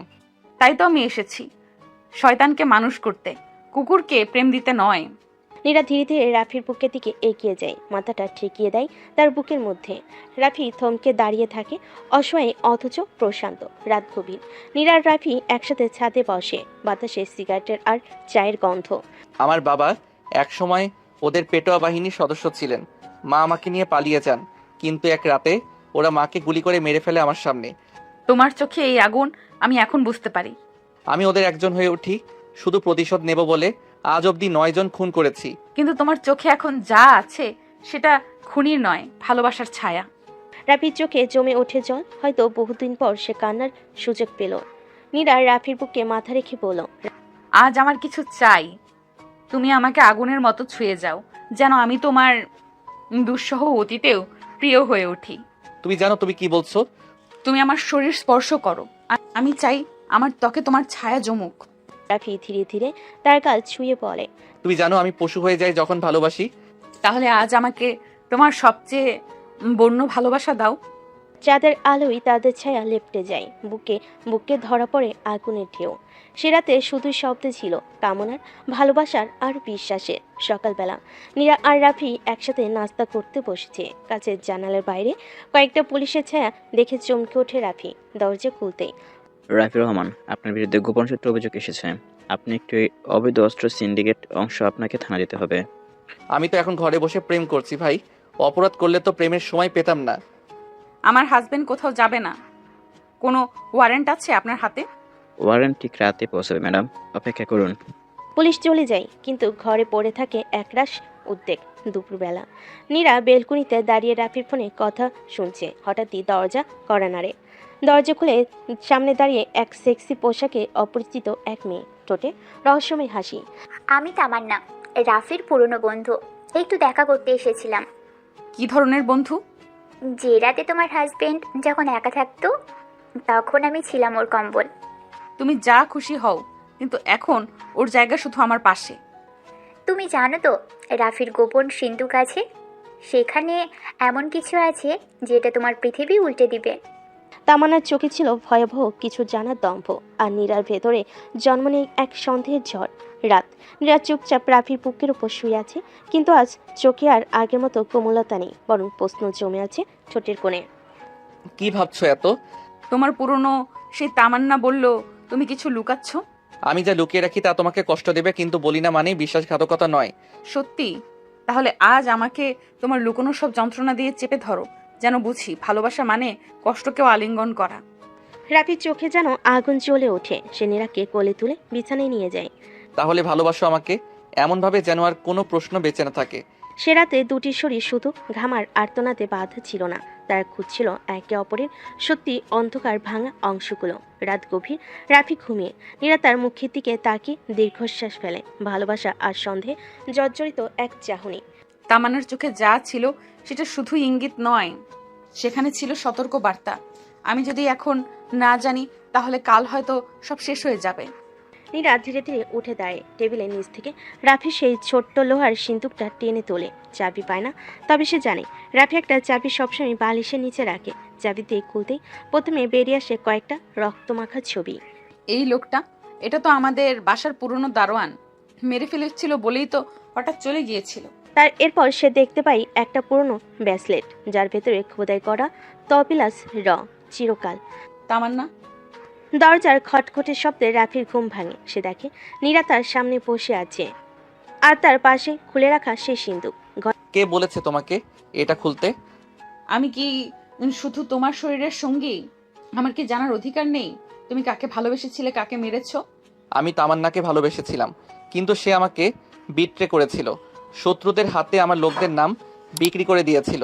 আমি ওকে ছেড়ে দেইনি, কিন্তু আজও ভুলতে পারিনি। তাহলে আমি কি তোমার প্রতিশোধ ভুলে থাকার সঙ্গী? তুমি আমার ভালোবাসা, যা আবার বিশ্বাস যোগায়, কিন্তু আমি জানি আমার ভেতরের দানব এখনো ঘুমায়নি। ঘরের বাতাস ভারী হয়ে ওঠে, চোখে চোখ, দেহে আগুন। যদি আজ তোমার আগুন আমাকে পোড়াতে না পারে, তাহলে আমি কাল হয়তো তোমার ছায়াও সহ্য করব না। তাহলে পোড়াও আমাকে, তোমার ভালোবাসায়, তোমার রাগে, তোমার স্পর্শে। নীরা তার দিকে ঘুরে দাঁড়ায়, ঠোঁট কামড়ে বসিয়ে। তোমার গোপন যতটুকু হোক, আমি চাই আজ আমার ত্বকে সব লিখে দাও। ঠোঁটে কামড় বসিয়ে বলে, সেই রাতে বিছানার চাদরে লেখা ওই দুঃখের কবিতা, কামনার গল্প আর প্রতিকার সরাসরি ভাষা। দুপুর, রাফি বাইরে কাজে গেছে, নীরা একা ফ্ল্যাটে। দরজার হঠাৎ বেল বাজে। দরজা খুলতে তামান্না দাড়ি, কালো স্লিপনেস, ঠোঁটে লাল লিপস্টিক আর চোখে আগুন। আশা করি আমার পুরনো প্রেমিক তোমাকে খুব ভালোভাবেই প্যাকেট খুলে দিয়েছে। তুমি যতটা ভাবো না, ও আমাকে শুধু বিছানায় ভালোবাসে, ও আমার ভেতরটাকে চেনে। তোমার ভিতরটা চিনে? তুমি জানো রাফি আমার কতটা গভীরে গিয়েছিল? ও আমাকে একটা ফাঁকা গ্যারেজে নিয়ে প্রথম, সেই রাত এখনো গায়ে লেগে আছে। তুমি যা চাও, কিন্তু আজ থেকে রাফি শুধু আমার, আর তুমি ফেলে দেওয়ার ছায়া। ভুল করছো মেয়ে, রাফিকে হারাতে হলে তোমাকে হারাতে হবে। আমি শুরু করেছি ঠিক এখনই। সন্ধ্যের দিকে রাফি বাসায় ফিরে আসে, তাকে দেখে নীরা হঠাৎই চুপ হয়ে যায়। তবু রাফি তার গলা ছুঁতে সে যেন এক অজানা ঘরে ঢুকে যায়। তামান্না এসেছিল তাই না? তুমি কিভাবে জানলে? আমি জানি ও তোমাকে টার্গেট করেছে, কিন্তু আজ রাতে আমি তোমার শরীরের প্রতিটি ইঞ্চিতে বিশ্বাস লিখব, যাতে কেউ তোমাকে আর ছুঁতে না পারে। রাফি নীরাকে বাথরুমে নিয়ে যায়। স্নান জলে দুজনের শরীর জড়ে জলের মতোই। তোমার আঙুলে যদি যন্ত্রণা হয়, তাও থেমো না। আমি চাই তুমি আজ আমার মালিকানা দাও। আজ শুধু মালিকানা নয়, তোমার শ্বাস, তোমার চিৎকার সবই আমার হবে। ফ্লোরে দেওয়ালে আয়নার সামনে যেখানে ছিল না কোনো প্রেমের ভাষা, শুধু দেহে লেখা প্রতিরোধ আর স্বর্গীয় পাগলপনা। রাত গভীর, নীরা একা বারান্দায় দাঁড়িয়ে হঠাৎ দেখে পাশের বিল্ডিংয়ের ছাদে কেউ তাকিয়ে আছে ওদের দিকে। কে হতে পারে? ছায়ামূর্তি একটা সিগারেট ধরায়, তারপর হাত নাড়িয়ে কিছু ইশারা করে। নীরার পা শিউরে ওঠে। সেই মুহূর্তে রাফি তাকে পেছন থেকে জড়িয়ে ধরে। ভয় পেয়েছো? কেউ ছাদ থেকে তাকিয়েছিল, ইশারাও করলো। তাহলে যুদ্ধ শুরু হয়ে গেছে নীরা। এখন শুধু প্রেম নয়, এখন লড়তে হবে, জান দিতে হবে। সকাল, রাফি কাজের ছুতোয় বাইরে গেছে, নীরা পাশে একা। তামান্না ঠিক তখনই তার চালটা খেলে। দরজায় আবার বেল। নীরা ভেবেছিল কাজে লোক, তার নির্দ্বিধায় খুলে দেয়, কিন্তু পরক্ষণে নাকের সামনে কাপড় চাপা পড়ে। তামান্না ম্যাডাম বলেছে খেলনা চুরি করতে, খেলার মাঠটা ওর। নীরার শরীর ঢলে পড়ে। নীরার চোখ খুলে সে নিজেকে আবিষ্কার করে একটা পুরনো গ্যারেজে, হাত পা বাঁধা। সামনে তামান্না বসে আছে, রেশমি শাড়ি পরে, হাতে এক গ্লাস ওয়াইন। আমি শুরু করছি ঠিক এখনই। এখানেই রাফি আমাকে প্রথম ছুঁয়েছিল। আজ তোমাকে আমি ছুঁবো না, শুধু ভাঙবো। রাফি আসবে, ও তোমায় শেষ করে দেবে। আসুক, রাফি দেখবে তোমার কান্না কতটা সুরে বাজে। তামান্না নীরের চুল মুঠো করে টেনে বলে, তোমার চোখে ভয়? ভালো, আজ ভয় আর কামনার মধ্যেকার পার্থক্যটুকু তোমার দেহে লিখে দেবো আমি। রাফি তখন জানতে পারে নীরা নিখোঁজ। তখনই সে শান্ত, কিন্তু যখন সিসিটিভিতে মুখোশধারীতে দেখে, তার চোখের ভাষা বদলে যায়। ওরা আমার নীরাকে ছুঁয়েছে, এখন আমি ওদের পুড়িয়ে দেব, নরক বানিয়ে দেব এই শহর। রাতে একসাথে 4টে গাড়ি ছুটে চলো পুরনো গ্যারেজের দিকে। চারপাশ থেকে ঘিরে ফেলে রাফির দল। নীরা, আমি এসেছি। গ্যারেজে ঢুকে সে দেখে নীরার গায়ে কিছু অংশে আঘাতে দাগ, চোখে জল। তামান্না তখনও দাঁড়িয়ে অস্ত্র হাতে। তোমার মালিকানা নষ্ট করলাম না রাফি, শুধু তোমার অহংকারটা ভাঙলাম। তুমি যা হারিয়েছো সেটা আমি ফিরিয়ে দিচ্ছি না, এখন যা নিতে এসেছি সেটা রক্ত। গুলি চলে, দুপাশ থেকে শব্দ। তামান্নার গায়ের পাশে গুলি লাগে, সে মাটিতে পড়ে। এখন থেকে কেউ যদি তোমার দিকে তাকায়ও, আমি ওর চোখ গলিয়ে দিব। রাত গভীর, রাফি নীরাকে বিছানায় শুয়ে দেয়। তার আঘাতে হাত বুলিয়ে দেয় কোমল ভাবে, কিন্তু নীরার চোখে এক অন্যরকম প্রশ্নের ছায়া। তুমি কিভাবে জানলে আমি কোথায় ছিলাম? তোমার ফোনে ট্র্যাকিং সফটওয়্যার ছিল, আমি তোমায় হারাতে পারি না। তুমি কেমন করে এত লোক মেরে ফেললে? তুমি তো একদিন স্বাভাবিক ছেলে ছিলে, এত রক্ত কিভাবে তোমার হাতে এলো? তুমি আমার শরীর ভালোবাসো নীরা, কিন্তু যদি আমার অতীত জানো, তাহলে হয়তো আমায় ছুঁতেও ভয় পাবে। পরের দিন নীরা রাফির ফ্ল্যাটে এক গোপন ঘরে দরজা খোলে। ভিতরে শুধু অন্ধকার নয়, দেওয়াল জুড়ে ছবি, অস্ত্র, মৃত লোকজনের রেকর্ড। এইসব কি তোমার শিকারের তালিকা? তারা কেউ সাধু ছিল না, তারা আমার মাকে মারছিল, আমার বাবার রক্ত শুকিয়ে দিয়েছিল। আমি তাদের বিচার করেছি নীরা, আমার মতো করে। তুমি কি খুনি? আমি প্রেমিক, যদি তুমি আমার বিচার করো। আমি দানব, যদি তুমি আমায় ত্যাগ করো। নীরা চুপচাপ দাঁড়িয়ে। রাফি ধীরে ধীরে তার শরীর ছুঁয়ে বলে, আমার ছায়া ভয়ঙ্কর, কিন্তু আমার ছোঁয়া শুধু তোমার জন্য। তুমি যদি চাও আমি আমার অস্ত্র ভেঙে ফেলবো। শুধু আমাকে ছুঁয়ে বলো তুমি এখনো আমায় চাও। তোমার ছোঁয়ায় আমি সব ভুলে যাই। আমার শরীর হয় আগুনের গন্ধে ভরা। রাফি, আমি তোমার দানবতাকেও ভালোবাসি। রাফি ঠোঁট নীরার ঘাড়ে ছুঁয়ে গেল। শরীরের প্রতিটি স্নায়ু যেন বিস্ফোরণ হয়ে যায়। তোমার চোখে যদি রক্ত থাকে থাকুক, কিন্তু আমার এখন শুধু তুমি। আমার বুকের নিচে তোমার নাম দগদগে আগুনে লেখা। তাহলে আসো, আমার দানবতাকে ছুঁয়ে দেখো কতটা গভীর ভালোবাসা লুকিয়ে রেখেছি তোমার জন্য। সেই রাতে বিছানায় শুধু ভালোবাসা ছিল, ছিল ভয়, পাপ আর অদম্য কামনা সুর। ভোরবেলায় নীলা যখন ঘুম থেকে ওঠে, দরজার সামনে একটা ছোট্ট গিফট বক্স দেখে। ভিতরে একটা সাদা শাড়ি আর রক্তমাখা চিঠি। তোমার শরীরে এবার সাদা রংটাই চাই, কারণ রংটা কালো রঙে লাল হবে। রাফি, কেউ আমার পেছনে লেগেছে। চিঠিতে লেখা আছে কাল আমাকে খুন করা হবে। তারা আমার শিকার হয়েছে আগে, এবার তাদের শেষ নিঃশ্বাস আমি নিজের হাতে ছিঁড়ে আনবো। রাফি নীরাকে নিয়ে সেফ হাউসে চলে যায়, কিন্তু ও জানে এই খেলা এবার আরও বড় পরিসরে শুরু হয়েছে। শহরের গ্যাং ও সিন্ডিকেট বসদের এক গোপন বৈঠকে নীরার ছবি তখনও দেখানো হয় প্রজেক্টরে। রাফির তাগড়া প্রেমিক, ওর শরীর ভেঙে দিলে রাফির মনও ভেঙে যাবে। আগে মেয়েটা, পরে রাফি। কাদির একসময় রাফির মাকে অপমান করেছিল এবং সেই ক্ষত ভুলতে পারেনি রাফি। এদিকে নীরা সেফ হাউসে আয়নায় নিজের গায়ে পূর্ণ আঁচড়ের দাগ দেখছে। এই শরীর শুধু রাফির স্পর্শে কেঁপেছে, কিন্তু আজ চারপাশে অজানা ছায়ায় রক্ত ঠান্ডা হয়ে আসছে। তুমি যদি ভাঙো আমিও ভেঙে পড়বো, কিন্তু তুমি যদি আমার পাশে থাকো পুরো শহর আমার পায়ের নিচে কাঁদবে। রাতে নীরা আর রাফি একসাথে এক মোমবাতির আলোয় কেবল শরীর আর নিঃশ্বাসের শব্দ। তোমার বুকে মাথা রাখলেই আমার ভয়গুলো মরে যায়। তোমার গায়ের প্রতিটি দাগ আমার অস্তিত্বের চিহ্ন, কেউ ছুলে সে চিহ্নে আগুন জ্বলবে। কিন্তু হঠাৎই জানালার বাইরে ধাই এক গুলি এসে দেওয়ালে লাগে। নীরা, নিচে যাও। স্নেহ আর কামনার মাঝে হঠাৎ রক্তের গন্ধ। সেই রাতে শুধু চুমু নয়, চোখে চোখে রেখে যুদ্ধ শপথ নেয় ওরা। দুপুরের রোদ। নীরা এক বন্ধুর সাথে ঢাকার গুলশানের এক অভিজাত শপিং মলে ঢোকে। রাফি বাইরে গাড়িতে অপেক্ষা করছে। হঠাৎ তিনজন মুখোশধারী লোক নীরাকে জোর করে এক অন্ধকার রুমে টেনে নিয়ে যায়। ছাড়ো আমাকে, আমি বলছি। রাফি, আসলে তোমরা কেউ বাঁচবে না। তোমার রাফি তো এখন গাড়ির জানালায় গুলি খাচ্ছে। এবার তুমি প্রিন্সেস এক্সক্লুসিভ ডেড পার্টি। রাফির গাড়ির জানালে গুলি লাগে। সে সামান্য আঘাত পায়, কিন্তু নীরা চিৎকার তার কানে পৌঁছায়। তোমরা আজ ভুল জায়গায় খেলছো, আমি আসছি হাড্ডি গুড়িয়ে দিতে।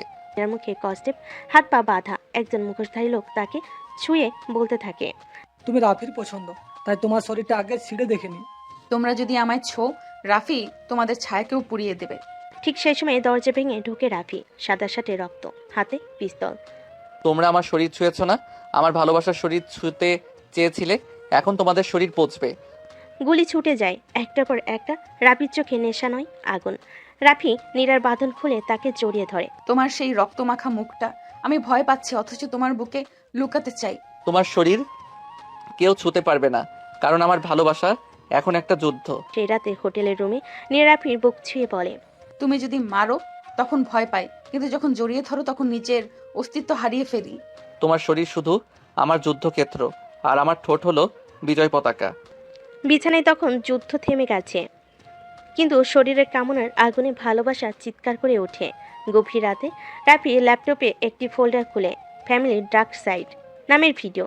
এই ফোল্ডার একসময় তার মা রেখে গিয়েছিল। তখন তা খুলে বেরিয়ে আসে এক ভয়ঙ্কর দৃশ্য। ভিডিওতে দেখা যায় এক গুদাম করে রাফির বাবা হাত বাঁধা অবস্থায় আর সামনে দাঁড়িয়ে। তুই এত সৎ ছিলি বল, এখন তোকে দেখছি কিভাবে তোর রক্তের গন্ধ ওঠে। মাহির চৌধুরী এই নামটা শুনলেই রাফির হাত কাঁপে না, বরং শক্ত হয়ে যায়। আমার বাবা সৎ ছিল, তুমি ছিলে বিষাক্ত, এবার আমি সেই বিষ নিঃশেষ করব। সে রাতে নীরা জানে না কি ঘটেছে। রাফি তার কাঁধে হাত রেখে বলে, তুমি জানো আমি কেন আজকাল এতটা উগ্র হয়ে উঠেছি? আজ তোমাকে জানাতে হবে। তুমি যা বলবে আমি শুনবো, কিন্তু আমার শরীর যেন তোমার রক্তের প্রতিশোধে না ভরে যায়। তোমার শরীর আমার শান্তির জায়গা, কিন্তু এখন ওর প্রতিটি স্পর্শে আমি প্রতিজ্ঞা নিচ্ছি, মাহির চৌধুরীকে আমি টুকরো টুকরো করে ফেলবো। নীরা ওর ঠোঁটে ঠোঁট রেখে বলে, তুমি মারো, জ্বালো, ভাঙো, কিন্তু রাতে ফিরে এসো আমার কাছে, কারণ এই শরীর শুধু তোমার। দিন রাফি আর নীরা গিয়েছিল একটি গ্ল্যামার্স পার্টিতে। সে পার্টির হোস্ট সাবিনা মাহির, মাহির চৌধুরীর একমাত্র মেয়ে রাহি। রাফি ছদ্মনামে সেখানে উপস্থিত, চোখে কালো সানগ্লাস, মুখে হাসি। আপনার নাম রোহান, তাই তো? আপনি আসলেই ইন্টারেস্টিং। ইন্টারেস্টিং লোকদের সাথে ইন্টারেস্টিং খেলা হয় মিস সাবরিনা। নীরা একটু দূরে দাঁড়িয়ে, কিন্তু তার চোখে আগুন, কারণ সে দেখছে তার প্রেমিক অন্য নারীর সঙ্গে হাসছে। এই খেলা তুমি খেলছো রাফি? তাহলে আমি বুঝিয়ে দেব কে কার শরীরে খেলা খেলতে পারে। পার্টি শেষে রাত বাড়ে। নীরা রাফিকে জিজ্ঞেস করে না কিছু, বরং সে নিজের ফাঁদে ফেলার প্ল্যান সাজায়। পরের দিন দুপুরে নীরা নিজেই সাবিনার অফিসে যায়। ও, তুমি তো সেই বাড়িতে এসেছিলে রোহনের সঙ্গে। হ্যাঁ, আমি ওর ক্লোজ বন্ধু। তবে এখন থেকে আমি তোমার বন্ধু হতে চাই।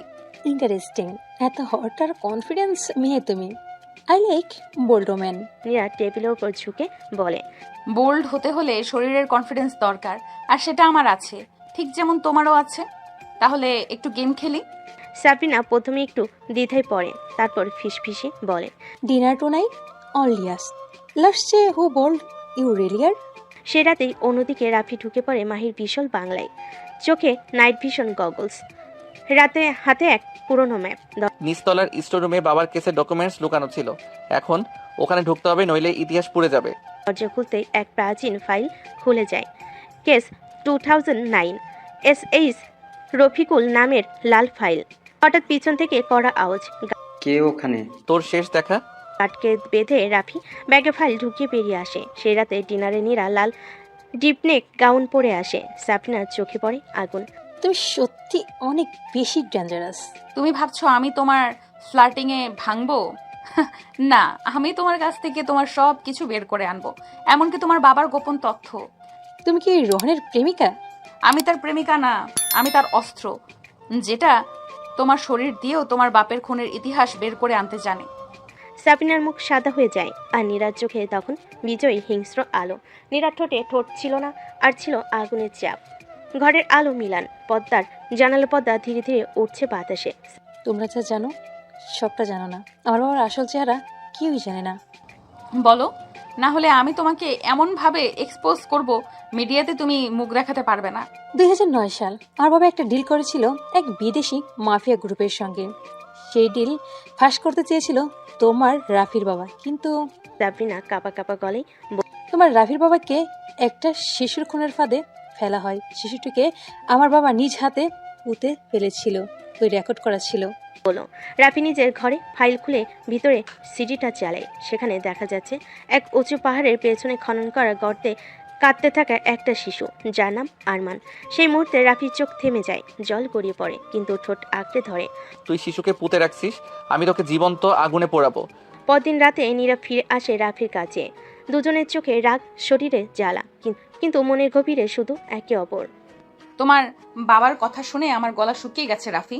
তুমি আমার আগুন। নীরা, এখন আমাদের শরীর দিয়ে নয়, শপথ দিয়ে যুদ্ধ করতে হবে।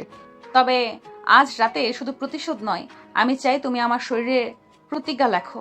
রাফি নীরাকে বিছানায় ঠেলে দিয়ে বলে, তোমার শরীর আজ আমার অস্ত্র হবে। আমি এই প্রতিটি চিহ্নে লিখবো, নীরা শুধু আমার। মিলনে তীব্র আগুনে মিশে যায় শরীর ও প্রতিজ্ঞা। দুজনেই তৈরি হয় যুদ্ধের জন্য। রাত 3টা, পুরো শহর নিস্তব্ধ, কিন্তু রাফি আর নীরার চোখে ঘুম নেই। সাদা রঙের এক পুরনো SUV ছুটে চলেছে শহরের বাইরে, উত্তরাঞ্চলের এক নির্জন পাহাড়ের দিকে। তুমি জানো, এটা শুধু প্রমাণ খোঁজার মিশন নয়, এটা আমার বাবার আত্মার শান্তি আনার অভিযান। আর আমার জন্য এটা সেই শিশুটির আত্মার সান্ত্বনা, যে পৃথিবীর সবচেয়ে নিষ্ঠুর মানুষের কাছে হেরে গিয়েছিল। গাড়ির হেলমেট কাঁপতে থাকা পাহাড়ি রাস্তায় চলে উঠল, সাথে হৃদয়ের উত্তাপ যেন আরো বেড়ে যাচ্ছে। প্রায় 3 ঘন্টা পর তারা পৌঁছে যায় সে নির্জন জায়গায়, এক পরিত্যক্ত পাহাড়ি গোডাউন, যার পেছনে ঘন জঙ্গল। এই জায়গাটার নিচে, এখানে খোঁড়ো। নীরা ও রাফি মাটি খুঁড়তে থাকে, ঘাম ঝরছে, নিঃশ্বাস ভারী হচ্ছে। হঠাৎ নীরার কুন্দি লাগে কিছুতে। কিছু একটা আছে বক্সের মতো। তারা মাটি সরিয়ে বের করে কাঠের ছোট্ট একটা বাক্স। বাক্সের গায়ে ধাতব লেখায় খোদাই আরমান 2009। এই তো, এই শিশুটার কবর, বাবার জীবনের সবচেয়ে কালো অধ্যায়। আর ওই বক্সটাও হবে মাহির চৌধুরীর শেষ। কিন্তু কবরের বাক্স হাতে নেওয়ার আগেই আশেপাশের ঝোপ থেকে ভেসে আসে কণ্ঠস্বর। তোমাদের অনেক সাহস হয়েছে রে, শেয়ালের গর্তে ঢুকেছ। চারপাশে 5-6 জন মুখ ঢাকা আত্মায়ী, হাতে আগ্নেয়াস্ত্র। রাফি নীরাকে পেছনে টেনে নেয়। তুমি দৌড়াও নীরা, এই বাক্স নিয়ে চলে যাও। তোমাকে ছেড়ে আমি পালাবো না। গুলি ছুটে আসে, নীরা গুলি এড়াতে গড়িয়ে পড়ে। রাফি দুজনকে এক ঝোপে কাবু করে, বাকি 4 জন চারিদিকে ঘিরে ফেলে। এইবার তোমাদের শেখাবো বাবা কিভাবে লড়তো। তুমুল লড়াই, ঘুষি, গুলি, রক্ত, ধুলে গড়গড়ি খাওয়া রাফি শেষে আততায়ীদের কাবু করে নীরার হাত ধরে দৌড়ে দেয় পাহাড়ের নিচের দিকে। তুমি যদি মরে যেতে আমি বাঁচতাম না রাফি। আমার প্রাণ এখন তুমি। আমাদের মিলনের চেয়ে বড় যুদ্ধ আর কিছু নেই। ভোরের আলো ফোটার আগেই রাফি আর নীরা ছুটে আসে ঢাকার এক পুরনো পত্রিকা অফিসে সাংবাদিক তাসনিম আহমেদের কাছে। তিনি একমাত্র সাহসী নারী যিনি ক্ষমতার বিরুদ্ধে কলম ধরেন। তোমরা জানো এই প্রমাণ যদি সত্যি হয় পুরো দেশের রাজনীতি কেঁপে যাবে। আমার বাবার জীবন গেছে সত্যি চাপা দিতে গিয়ে, এখন সময় তার রক্তকে ন্যায়ের আলোয় ফিরিয়ে আনার। আর আমরা কেউ আর পেছনে ফিরবো না। আজ যা হবে তা হবে, শেষ খেলা। তাসনিম তখনই অফিসের সিসিটিভি চেক করতে বলেন, আর তখনই তারা দেখে বিল্ডিংয়ের নিচে দাঁড়িয়ে আছে মাহির চৌধুরী, বডিগার্ড কামিল এবং আরও কয়েকজন অস্ত্রধারী। তাসনিম ভয় না পেয়ে পেজ ডিজাইনদেরকে ডাকলেন, ভিডিও ফুটেজ সহ খবর তৈরি করলেন এক্সক্লুসিভ হেডলাইন দিয়ে। মাহির চৌধুরী শিশু হত্যা ও প্রমাণ ধামাচাপা দেওয়ার পেছনে নায়ক। এই নিউজ আজ দুপুরে ছাপা হবে না, লাইভে যাবে এখনই। অফিসের ভেতরে তৈরি হয় এক মিনি স্টুডিও। রাফি আর নীরা তখন দরজার বাইরে বন্দুক হাতে পাহারা দিচ্ছে। আজ আমি যা বলছি তার জন্য হয়তো আমি মরতে পারি, কিন্তু সত্যিটা আর চাপা থাকবে না। ঠিক লাইভ চলাকালীন বাইরে শুরু হয়ে যায় গোলাগুলি। কামিলের গুলি ভেদ করে একবার তাসনিমের ঘরের কাজ ভেঙে পড়ে। নীরা, তাসনিমকে রক্ষা করো, আমি সামলাচ্ছি বাইরে। গুলির ধোঁয়া, কাজ ভাঙ্গার শব্দ, আর একদিকে তাসনিমের সংবাদ পাঠ, সব মিলিয়ে এক বিদ্রোহের মুহূর্ত। একটানা আধা ঘন্টা লড়াই শেষে রাফি ও নীরা অফিসের ছাদে উঠে পড়ে। তুমি বাঁচবে তো রাফি? তোমার ঠোঁটের আগুনেই আমি যুদ্ধ করতে শিখেছি। তুমি পাশে থাকলে কেউ কিছু করতে পারবে না। সেই মুহূর্তে নীরা ও রাফি একে অপরকে জড়িয়ে ধরে। আগুন, ধোঁয়া, রক্ত সবকিছুর মাঝেও ঠোঁটের মিলনে একটা প্রতিজ্ঞা জন্ম নেয়। এই প্রেম শুধু ভালোবাসা নয়, এই প্রেম প্রতিশোধের অস্ত্র। আজ রাতটা তুমি আমার হয়ে থাকো, কারণ কাল থেকে তুমি দেশের হয়ে লড়বে। তোমার শরীরের প্রতিটি চিহ্ন আমার শপথ। যে শত্রু তোমায় ছোঁয়ার চেষ্টা করবে আমি তাকে ছিঁড়ে ফেলবো। সকাল 8টা। মাহির চৌধুরীর গুলশানের প্রসাদ সম বাড়ির ড্রয়িং রুমে বিশাল টিভি স্ক্রিনে চলতে তাসনিমের লাইভ ভিডিও। চোখের সামনে ভেঙে যাচ্ছে তার গড়া রাজ্য। এই মেয়ে, এই রাফি, ওদের গুলি করে কুকুরের মতো ফেলে দাও রাস্তায়। বস, আমরা খুঁজে পেয়েছি। রাফি, নীরা এখনো এই শহরের ভেতরে আছে, কিন্তু মিডিয়া এখন তাদের হিরো বানিয়ে ফেলেছে। তাহলে তাদের মৃত্যু হবে আরও ভয়ঙ্কর। রাস্তায় টাঙিয়ে রাখো লাশ, যাতে কেউ সাহস না করে মুখ খুলতে। ঠিক তখনই মাহির পিছনে ঘরে এসে কানে কানে কিছু বলে। খবরটা শুনি মাহিরের মুখ ফ্যাকাশে। তাসনিম এখনো বেঁচে আছে? না, শুধু বেঁচে না বস, সে বলেছে পরবর্তী লাইভে ভিডিও ফুটেজ দেখাবে, শিশুর লাশের ছবি। তাহলে শুরু হোক গেম অফ ব্লাড। শহরের এক পুরনো সিনেমা হলের নিচে গোপনে সেফ হাউসে আশ্রয় নিয়েছে রাফি ও নীরা। বাইরে পুলিশের ভ্যান, সাংবাদিকদের ক্যামেরা আর আত্মঘাতীদের গুলির শব্দ। সব থেকেও তাদের সেই ঘরে এক অদ্ভুত নিস্তব্ধতা। আমরা হয়তো কাল সকালে বেঁচে থাকবো না, আজ রাতে শুধু আমার হয়ে থাকো। তুমি যদি শেষ রাত চাও তাহলে আমি দেব আমার সমস্তটুকু দিয়ে। তপ্ত নিঃশ্বাসে, ঠোঁটে মৃদু স্পর্শে, গলা কাছে ঝরে পড়া চুম্বনে সেই ঘরে জেগে ওঠে প্রেমের অগ্নিশিখা। তাদের ভালোবাসা কোনো কোমল আবেগ নয়, যেন যুদ্ধের আগে শরীরে লেখা একটা প্রতিজ্ঞা। তোমার বুকের শব্দ শুনেই মনে হয় আমি অমর। আমার শরীরে তোমার দাগ থাকুক, যাতে মৃত্যুর পরও প্রমাণ থাকে আমি এক যুদ্ধবাজ প্রেমিকের নারী ছিলাম। তোমার ত্বকে আজ শুধু ভালোবাসা নয়, ছুঁয়ে দেব প্রতিশোধের আগুনও। সে রাতে শরীর আর হৃদয়ের মিশলে জন্ম নেয় এক অভিশপ্ত প্রেম, যার শেষ হবে না রক্তের বিনিময়ে। রাত 3:30। সাংবাদিক তাসনিম ভিডিও ফুটেজ সম্পাদনা তৈরি করছেন সবচেয়ে ভয়ঙ্কর প্রতিবেদন, শিশু আরমানের মৃত্যুর আসল প্রমাণ। ঠিক তখনই বিস্ফোরণ। স্টুডিওর পিছনে দরজা উড়ে যায় প্রমাণ আঘাতে। আগুন ছড়িয়ে পড়ে পুরো অফিসে। তোমরা আগুনে সত্যি পড়াতে চাও? তাহলে জেনে রাখো, আমি আগুনে জন্মানো এক সৈনিক। তাসনিমের চোখের সামনে সমস্ত সার্ভার ধ্বংস হয়ে যায়, কিন্তু ঠিক আগে সে এক কপি ভিডিও পেন ড্রাইভে সেভ করে দেয় এবং ফোন করে রাফিকে। আমাদের হাতে দিচ্ছি এই যুদ্ধের শেষ তীর। পেন ড্রাইভটা পৌঁছে দাও মিডিয়ার কেন্দ্রে, আর বাঁচাও ইতিহাস। সকাল 6টা। শহর তখনও ঘুম জড়ানো, কিন্তু রাফি ও নীরার চোখে ঘুম নেই, শুধু আগুন। তাসনিমের দেওয়া পেন ড্রাইভটা হাতে নিয়ে তারা রওনা দেয় জাতীয় টেলিভিশন ভবনের দিকে। রাস্তায় ওরা যে কোনো সময় থামাবে। এই পেনড্রাইভে মাহিরের কবর লেখা আছে। আমাদের গতি কমালে মরবো, বাড়ালে ও মরবে। তুমি বলো কার মৃত্যু আগে দরকার? আমার মনে হয় ওর মৃত্যুটা আমি দেখতে চাই, সামনে দাঁড়িয়ে। তারা চলতে থাকে মোটর বাইকে শহরের অলিগলি পেরিয়ে হৃদয়ের স্পন্দনকে সময়ের সঙ্গে মেলাতে মেলাতে। সকাল 7টা। জাতীয় টেলিভিশন ভবন ঘিরে রেখেছে মাহিরের লোকজন। কালো পাঞ্জাবি পরে কামিল দাঁড়িয়ে আছে সামনে, হাতে একটা M16 রাইফেল। যদি বীরও হও সামনে এসো, যদি প্রেমিক হও মরো। প্রেমিকরাই শেষ পর্যন্ত বীর হয়। নীরা কভার দিচ্ছে। রাফি ডানে পাশে লাফ দিয়ে ঢুকে যায় বিল্ডিং এর ভিতরে। গুলির শব্দে কেঁপে ওঠে দেওয়ালগুলো। রাফি দৌড়াও, কন্ট্রোল রুম সোজা সামনের করিডোরে। রাফি দৌড়ে, পিছন থেকে কামিলের গুলি তার কাজ ছুঁয়ে যায়, রক্ত ঝরে কিন্তু সে পড়ে না। সকাল 7:10। রাফি কন্ট্রোল রুমে ঢুকে পড়ে। অফিসাররা প্রথমে থমকে যায়, তারপর ভিডিও দেখে বোঝে এই ছেলে সত্যিকারের নায়ক। সারা দেশের মানুষ চোখ মেলো, এই ভিডিওতে যে শিশুটার রক্ত সেটা তোমার ভবিষ্যৎ। এই লাশের পেছনে যে মুখটা দেখছো সে মাহির চৌধুরী। স্ক্রিনে ভেসে ওঠে শিশুর মৃতদেহ, হাসপাতাল চেম্বারে মাহিরের পয়সা ছুড়ে দেওয়া আর মাফিয়াদের জাল। আমার নাম রাফি, আমি একজন গরিব ছেলের প্রেমিক। আমি বিদ্রোহ করেছি ভালোবাসা দিয়ে। এখন যদি মরিও তবু মাথা উঁচু করে মরবো। তুমি মরবে না, কারণ তুমি এখন জনগণের রক্ত।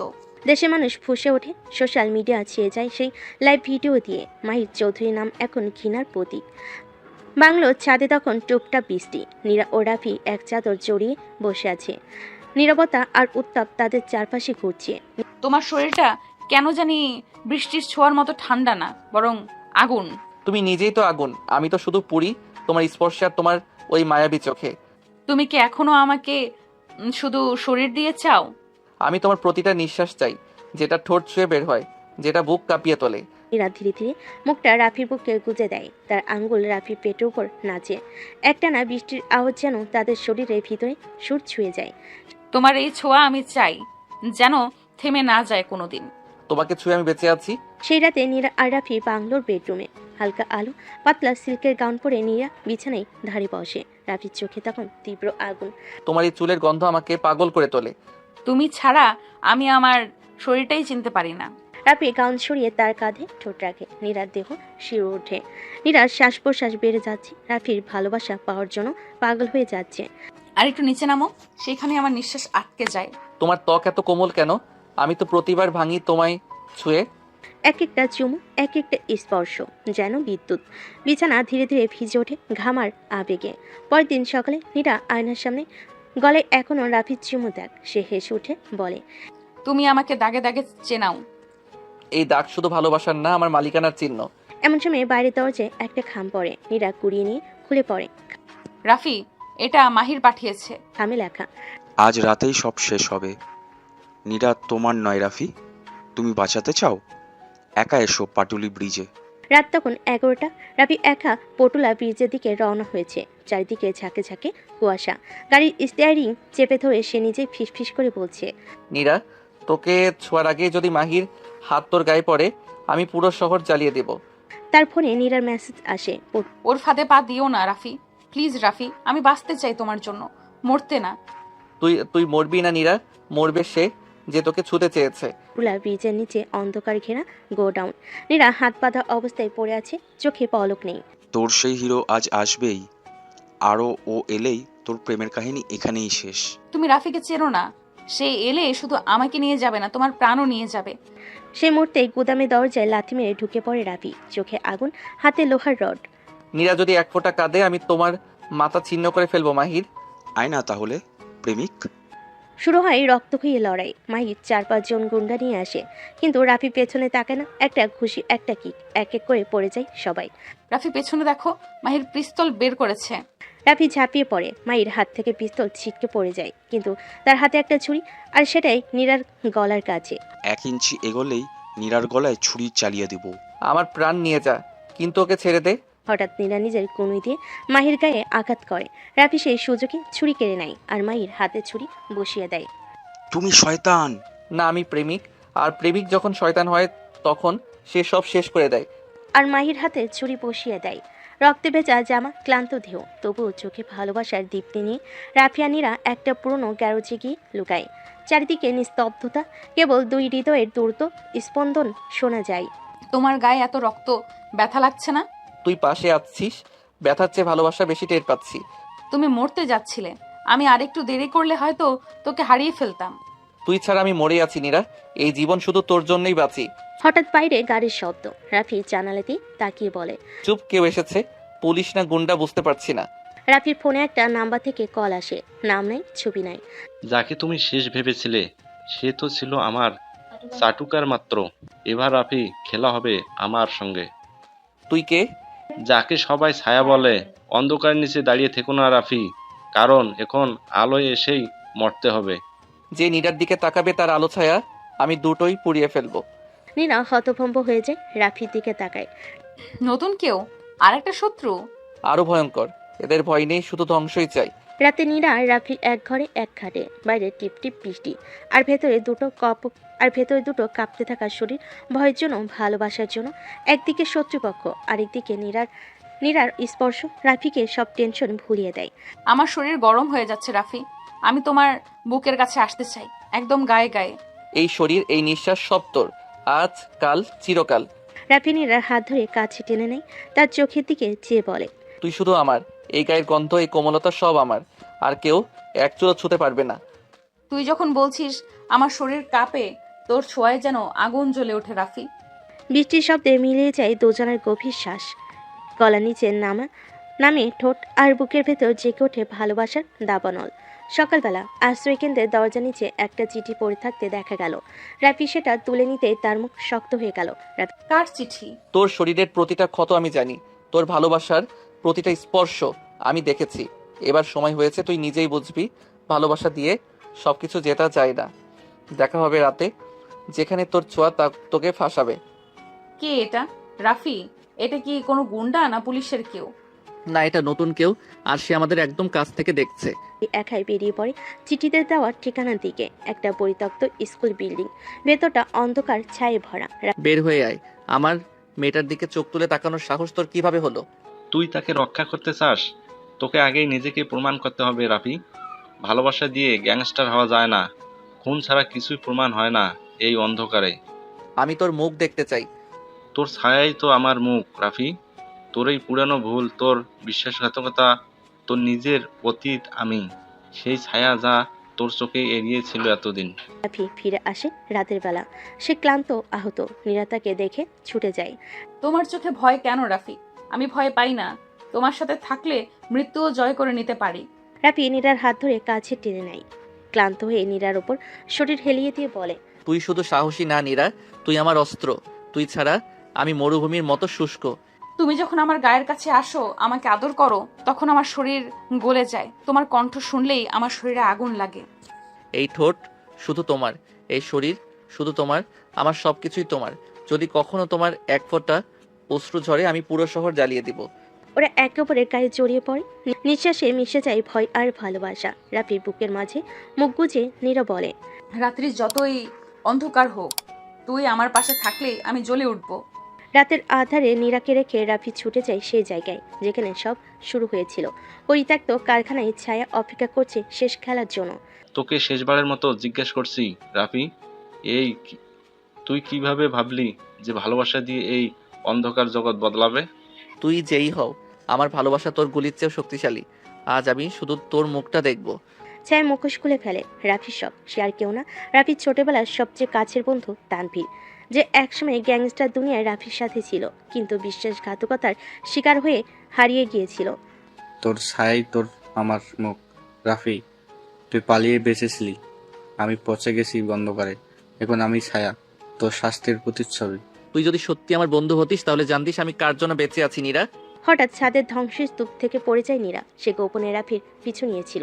গুলি চালায় তানভীর। রাফি ঝাঁপিয়ে পড়ে নীরার সামনে। গুলির শব্দ। নীরা, আমি তোমার জন্য শেষ নিঃশ্বাস পর্যন্ত লড়বো।